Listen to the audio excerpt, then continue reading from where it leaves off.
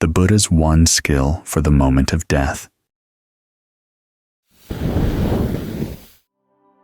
We have that contrast in our chants, again and again.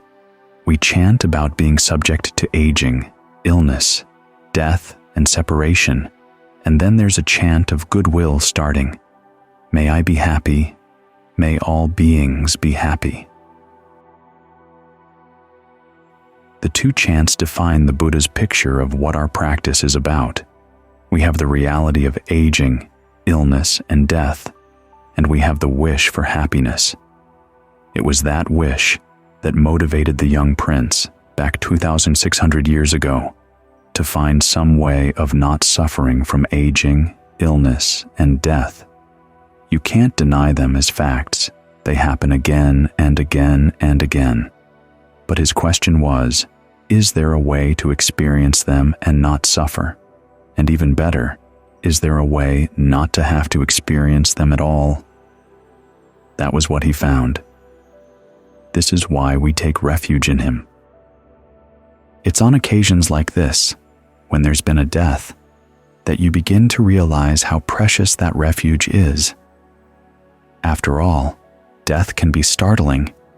It happens in a moment. Even when there's been a long build-up, a long illness, there's a moment when the person is alive, and then the next moment they're gone. Even more so in a case like Shotai's, when nobody expected it. She didn't give any hint of any premonition. Her physical symptoms were there. She admitted that she had some vertigo, but you don't die of vertigo. Then she's gone. Of course, that makes us reflect on how quickly it could happen to us too. That's a lot of what's scary about death. You live your life, you have your plans, you have your expectations, you have a sense of security, however secure or insecure it may seem. But there's that basic sense, I'll just keep on living and making plans. Then it stops. It can stop at any time, so we've got to be prepared.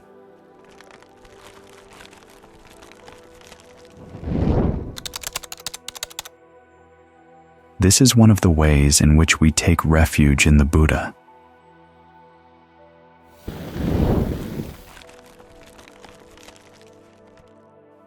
He teaches us how to train our minds, so when death comes, we'll be better prepared to handle it. The death of other people and our own. There's a custom in Thailand where they divide rituals into two types, auspicious and inauspicious. The inauspicious ones have to do with funerals and death, making merit for people who've passed away. But the concept that these are inauspicious is not a Buddhist concept. It's Brahmanical. From the Buddha's point of view, when you see someone who's passed away, the proper response is heedfulness. 1. Being heedful in how you react to that person's death, not letting it shake you up so much that you start doubting in the goodness of life, the opportunities offered by life. And 2, so that you can also handle the thought of your own death and prepare for it. That kind of heedfulness is actually auspicious. You can prepare for death in 2 ways. By doing good in terms of generosity, virtue, meditation, creating opportunities for good places to go, and also by working on the skills you're going to need at the moment of death. Just sitting here meditating as you want to stay with the breath. Other thoughts come up that can wander away and lure you to wander away. You have to say, no. You have to learn how to say, no, effectively. This is for the sake of your concentration right now, and you're going to need concentration at that moment too.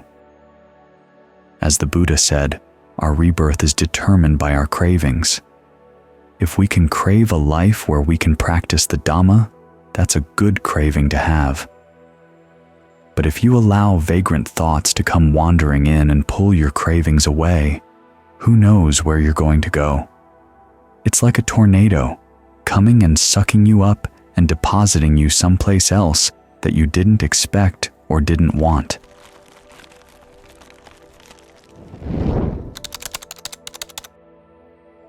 So this is another part of refuge.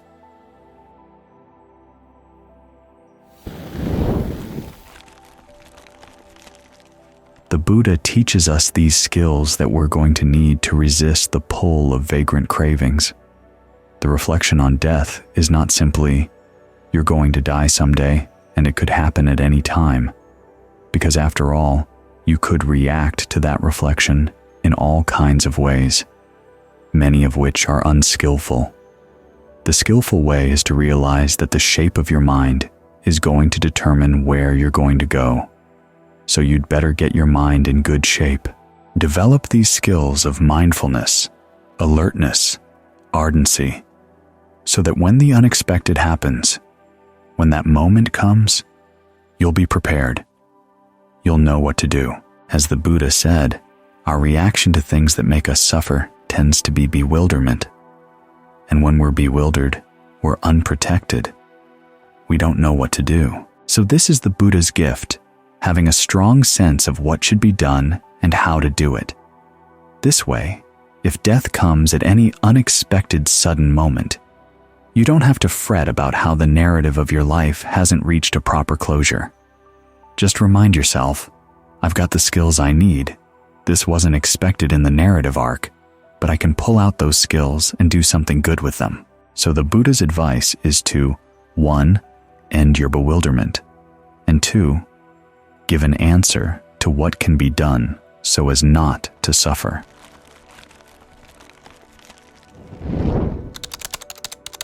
We learn that it's important that we act in ways that are for our own well-being and for the well-being of others.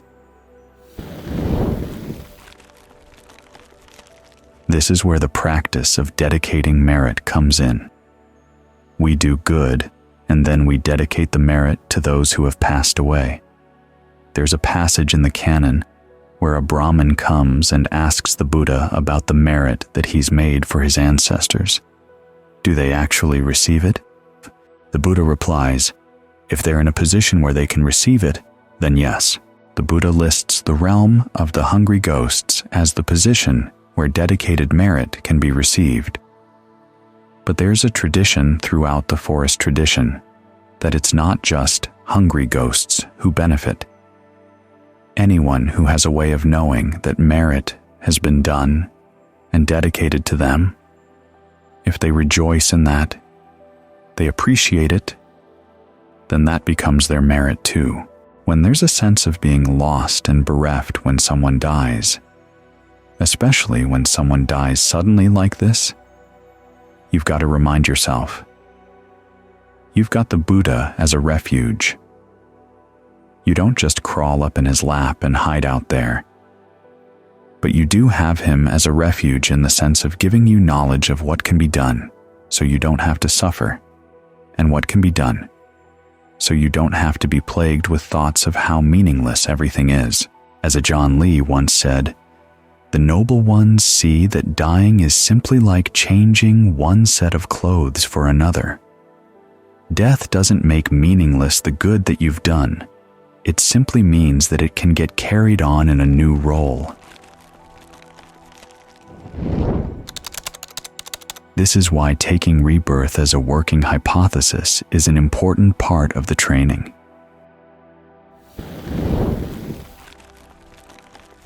As the Buddha said, the things he had learned in the course of his awakening were like the leaves in a forest. What he taught was just a handful of leaves. So when he talks about the 3 knowledges he gained on the night of his awakening, apparently that wasn't all he learned in the course of his awakening. Remember, he continued contemplating and enjoying release for 7 more weeks afterwards.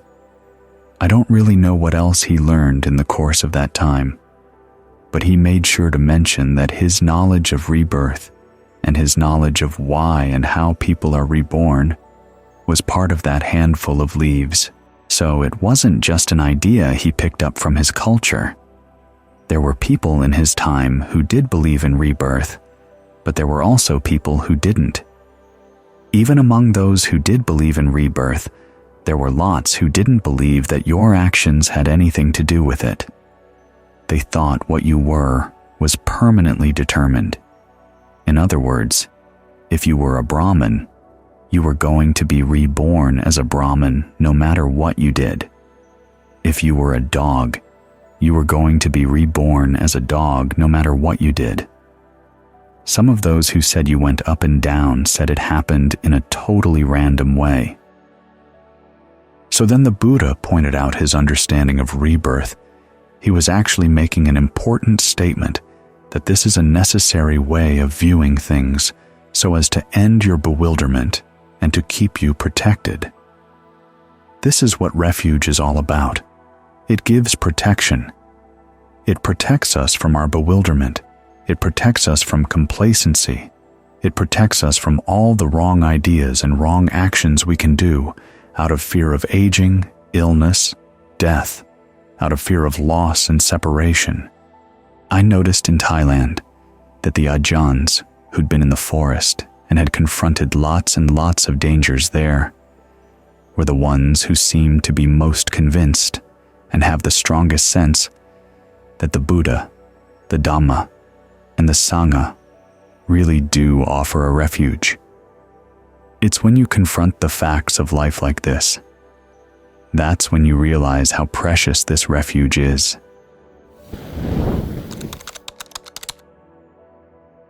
Mindfulness of Death.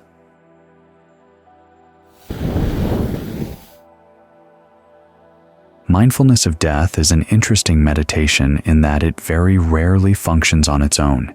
It piggybacks on other topics. There's one passage where the Buddha says that if you really want to be heedful, you remind yourself each time you breathe in, each time you breathe out. May I live for this one more breath, I could accomplish a lot. In other words, mindfulness of death focuses you on the breath and what you can do with the breath.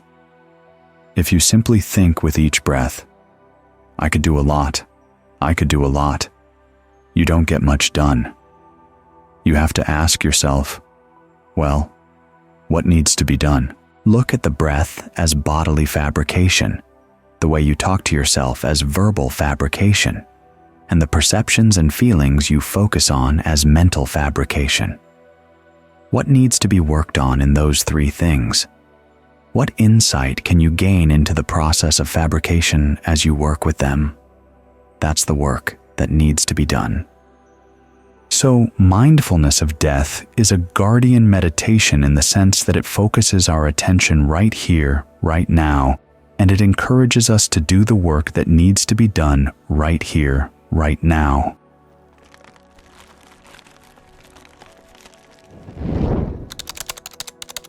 It's interesting that in modern Buddhism, the present moment is seen as an end in itself. We practice to get into the present moment, then to stay there. But from the Buddha's point of view, we get into the present moment because there's work to be done there that will have an impact on how we face death.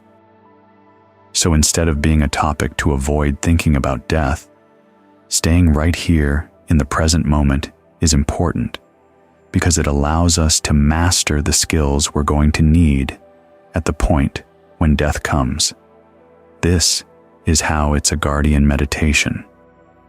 In fact, the other guardian meditations also benefit from mindfulness of death because, as the Buddha said, there are 4 things that we fear as we approach death, and the guardian meditations help us with those. We fear losing the sensual pleasures we've had in this life. We fear losing the body.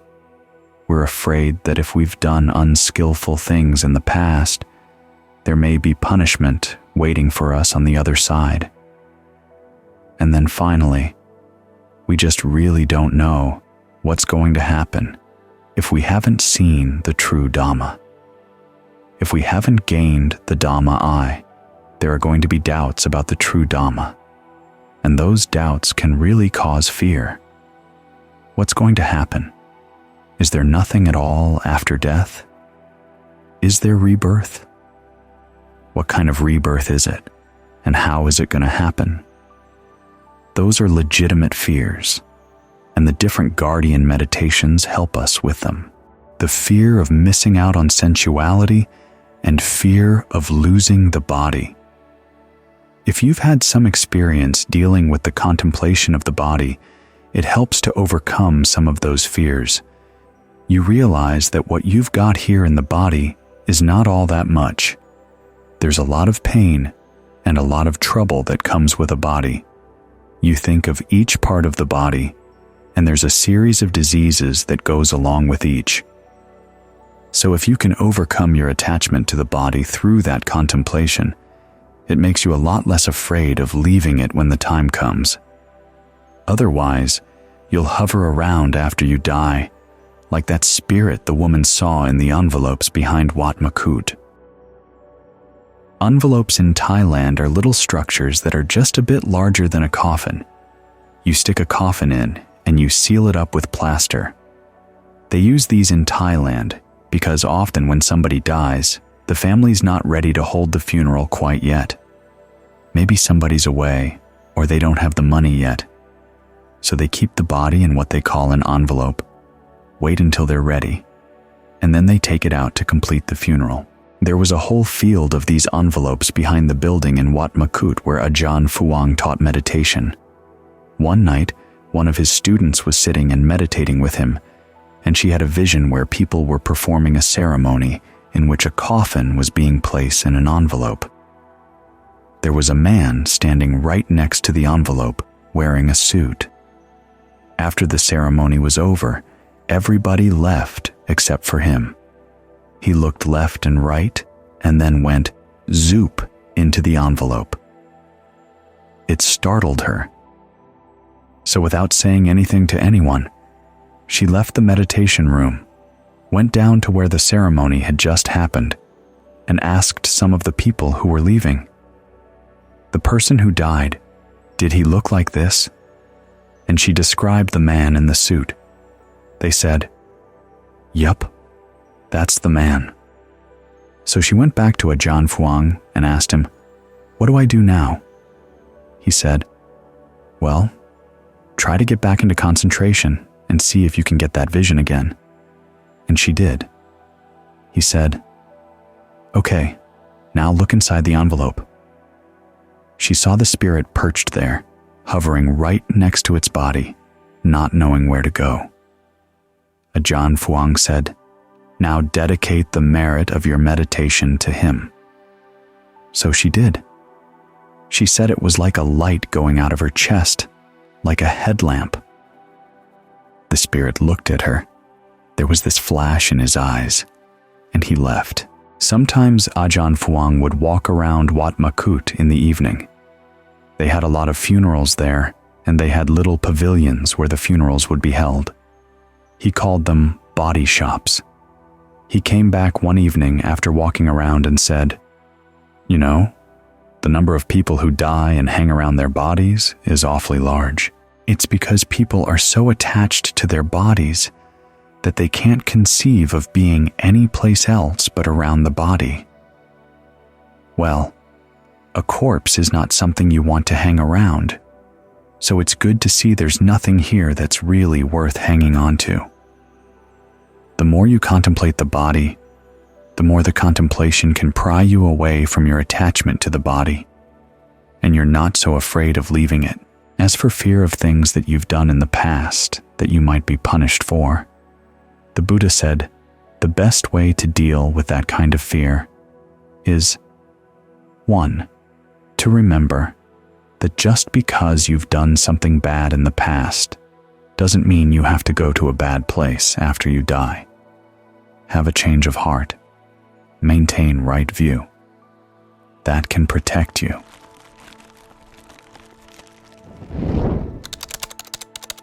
A part of right view is recognizing, okay, that was a mistake that you made, and you can't go back and change what you did, but you can resolve not to repeat that mistake.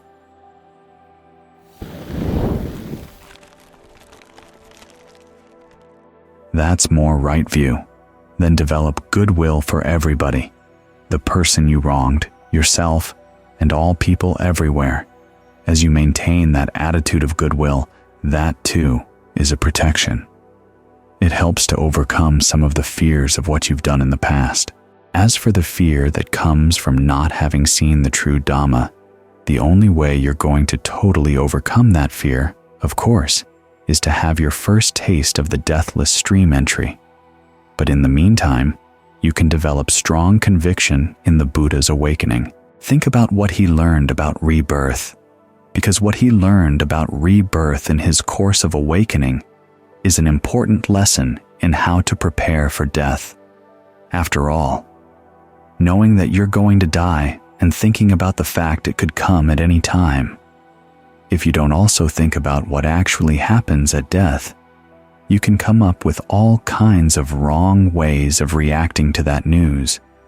Either fear, or you might decide, well, what the hell, life is short, enjoy it as much as you can, and you go out and do all kinds of unskillful things. But as the Buddha pointed out, we're reborn in line with our karma, and we're reborn in line with our cravings at the moment of death. It's not just what you did in this particular life or in previous lives.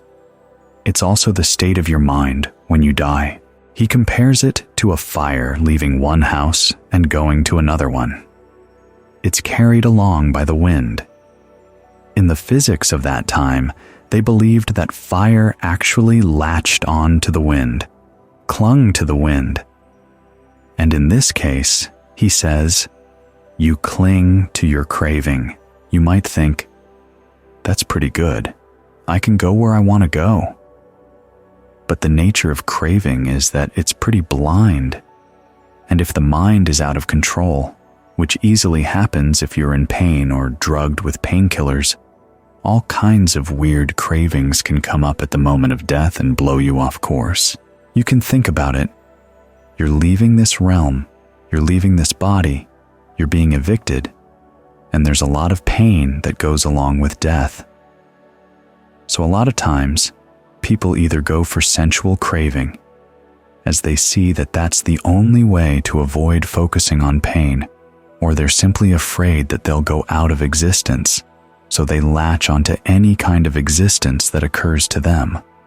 Or they may decide that life is so much suffering they'd rather be just snuffed out. Well, that takes you to another state of being as well. Then, all the hindrances can come in at that time. There can be doubt. There can be restlessness and anxiety. There can be drowsiness. Ill will can come up as you remember people who have wronged you in the past, along with sensual desire, and they can take over.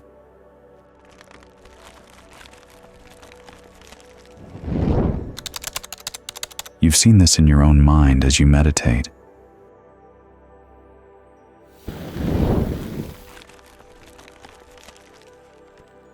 You're sitting here, all the circumstances around you are fine, everything's quiet.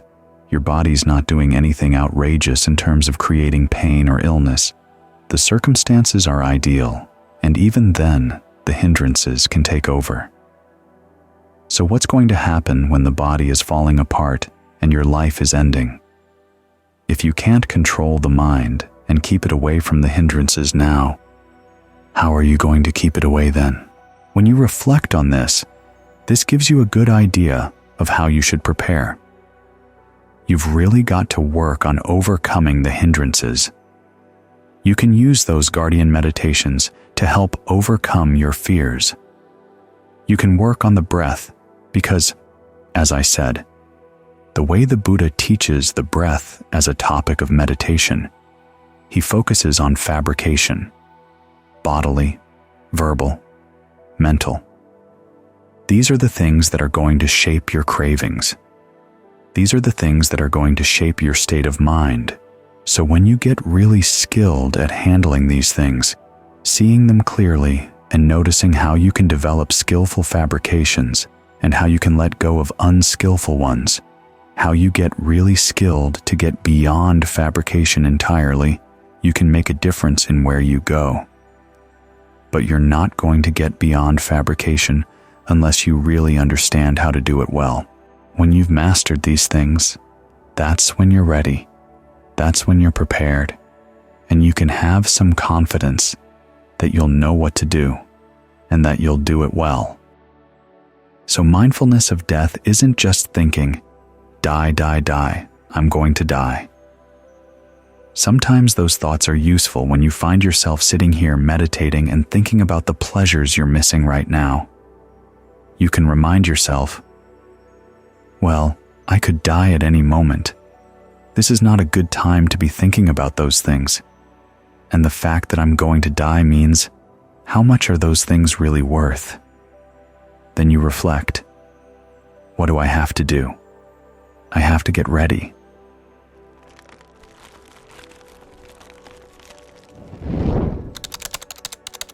After all, it's not just that.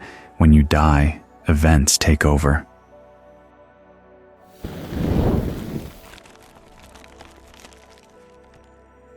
I mean, it happens for a lot of people. They just allow events to take over.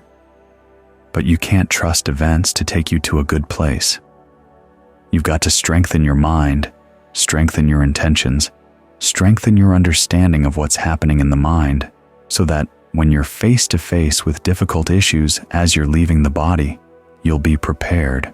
Ajahn Mahabua gave a series of talks one time to a woman who was dying of cancer. After she died, the talks were transcribed, published in a big volume, and it was called The Dhamma for Getting Prepared. When you think about it, that's what all the Buddha's teachings are all about, getting prepared. When he left home, it was because he was trying to look for something that didn't age, didn't grow ill, didn't die. And what he taught us how not to suffer from these things as we go through them, and how we can discover something that takes us beyond aging, illness, and death entirely.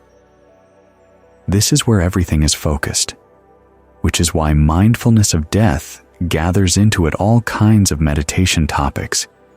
You can trace every meditation topic, every skill about the things you need to abandon, to mindfulness of death.